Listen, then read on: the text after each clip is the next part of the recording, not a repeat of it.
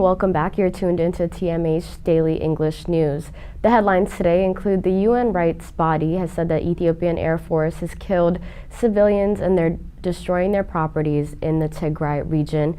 UK's all-party parliamentary group, or Eritrea, says UK government should strive to ensure perpetrators of Tigray's atrocities are brought to justice as soon as possible. And UN organizations said to have failed to establish mechanisms to appropriately monitor, document, as well as address conflict-related situation violence within the Tigray region.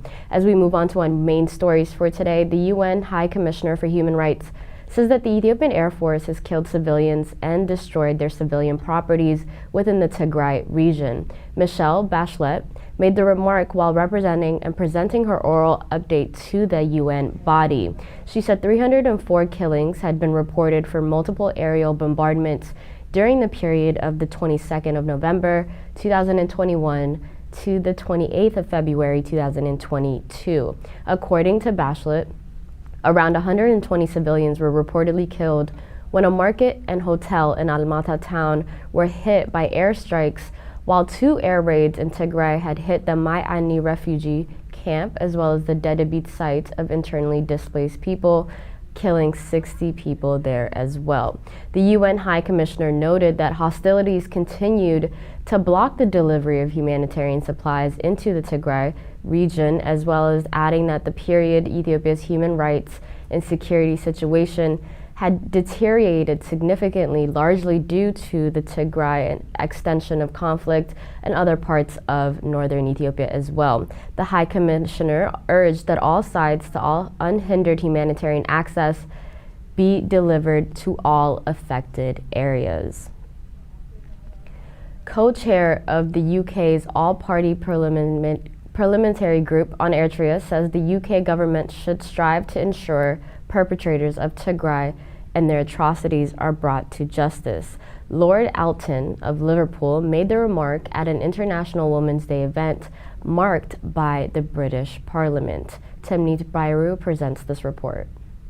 International Women's Day has been commemorated in the British Parliament with focusing on the use of extreme sexual violence against the women of Tigray. Co-chair of the UK's all-party parliamentary group on Eritrea says the UK government should strive to ensure perpetrators of Tigray atrocities are brought to justice. Lord Alton of Liverpool made the remark during the commemoration of the International Women's Day in Parliament with an event hosted by Helen Hayes. At the event, called Beyond Surviving, held at Westminster, members of the Commons and the Lords heard disturbing accounts of the horrific use of extreme sexual violence against women and girls in Tigray by Eritrean and Ethiopian soldiers. Shocking and disturbing accounts were shared of gang rape by groups of soldiers, of rapes of girls as young as 8, and the mutilation of women's genitals in order to prevent them from ever giving birth to Tigrayan children. Lord Alton of Liverpool said that the UK government needed to do much more to ensure that those responsible for these appalling crimes are brought to justice. He said that the UN Security Council and the UN Human Rights Council had often failed miserably to uphold the Convention of the Crime of Genocide. The UN Security Council has been thwarted from referring perpetrators to the International Criminal Court because of the use of veto by permanent members with links to regimes responsible. He added that France and the UK needed to act in concert in pressing for the removal of the veto in cases of atrocity crimes, including the use of rape as a weapon of war against women and girls. Lord Alton added also that under darkness of the terrible events unfolding in Ukraine, the world must not be allowed to forget the continued suffering of Tigray. The event was organized by Sally Keeble and focused on the use of extreme sexual violence against the women of Tigray. It included speeches from Lucy Kasa, a brave Ethiopian journalist, Filsan Abdullahi, former Ethiopian women's minister, and lawyer Alwina Oghab, and Labour spokesperson Lord Ray Collins. Minister of Women and Equalities was also present at the celebration of International Women's Day event, and Elizabeth Truss had this to say in an interview regarding the plight of women. Let's take a listen.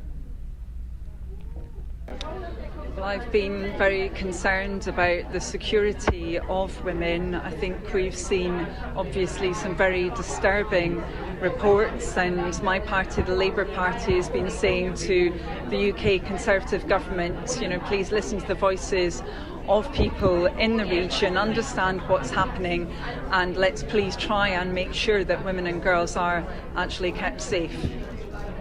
Thank you. What's your message to them, to the women of Tigray, on International Women's Day? Well, I think that the event that we're at today has that message of we need to go beyond surviving. I think many women and girls are very, very nervous and scared about their situation. We've seen sexual violence, unfortunately, being operated, as it has been in other parts of the world, and we need to have a future where never, ever again do we see that taking place. UN has been said to have failed to establish a mechanism to appropriately monitor, document, as well as address any conflict-related sexual violence within the Tigray region. Scores of women rights activists wrote an appeal to the UN Secretary General calling for the restoration of services, including healthcare, psychosocial support for survivors of these conflict and related sexual violence. There are extensive cases of rape deployed as weapon of war in Tigray and double victimizations of survivors through deliberate denial of critical medical as well as mental health support. However, there is yet to be a concerted effort by the international community to adopt appropriate steps as per international conventions.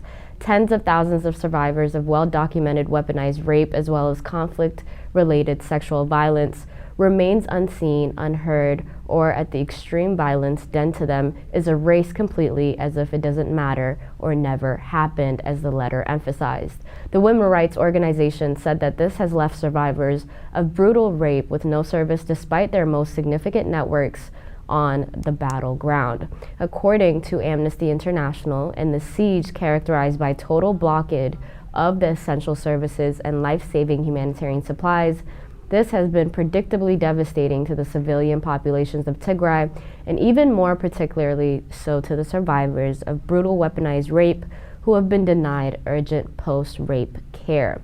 The signatories stated more alarming is the fact that the domestic ability to provide support for survivors is curdled and completely as a result of deliberate devastation of Tigrayan healthcare system by the Ethiopian and Eritrean forces.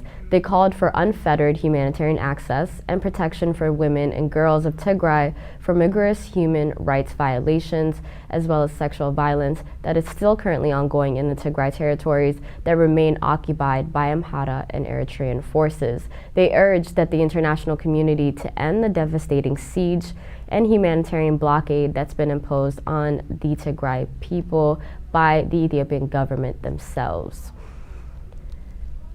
Tigrayans drawn from various countries of Europe as well as the United States demonstrate in front of the UN office in Geneva and the State Department in Washington, D.C.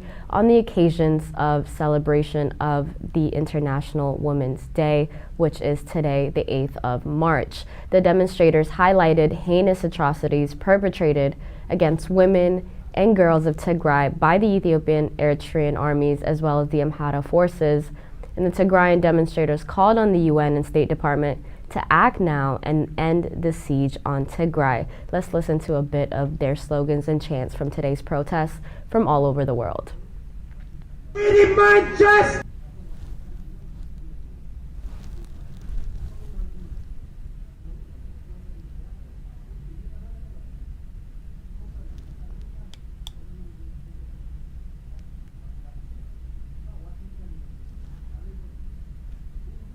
We demand justice! We demand justice! We demand justice! Our women deserve justice! We demand justice! Our women deserve justice! We demand justice! Thank you. When I walked here and I found all this passion and resistance, I'm here and to support you all and to tell you that women need support, needs peace all over the world, despite what you are from, where you're from, where do you live, you all need support. Urging all sides to hinder the humanitarian access to all affected areas in Tigray region herself. And from our organization, MAT for Peace, Development and Human Rights Association, we are here to support and to give you the strength that you need. So Wir wollen Gerechtigkeit!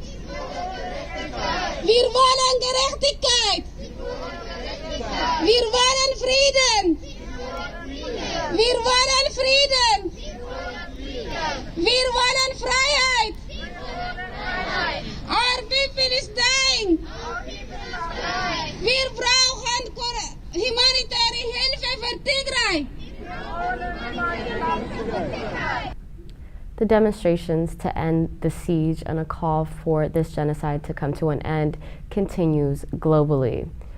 U.S. Embassy Asmara urged the Eritrean government to release all female political prisoners that are currently incarcerated in Eritrea country. The embassy, on the occasion of International Women's Day, released a statement in which it commemorated the brave Eritrean women who have been jailed for peacefully expressing their views, for belonging to a certain religion, or simply for being the 15-year-old daughter of a government official who publicly dissented. There are unfortunately too many female prisoners of conscience in Eritrea to list them all. The embassy said that to mention few representatives like Aster Yohannes, Aster Fisahatzion, Mariam Hagos, Sanait Debsai, Faiza Saeed, as well as Siham Ali. The embassy stated that the United States stands with the Eritrean people. And today, on International Women's Day, I'd love to leave you guys with a quote. Here's to all the strong women around the world. May we be them, may we know them, and may we raise them. That concludes our news for today. Thank you so much for tuning in. Have a wonderful day.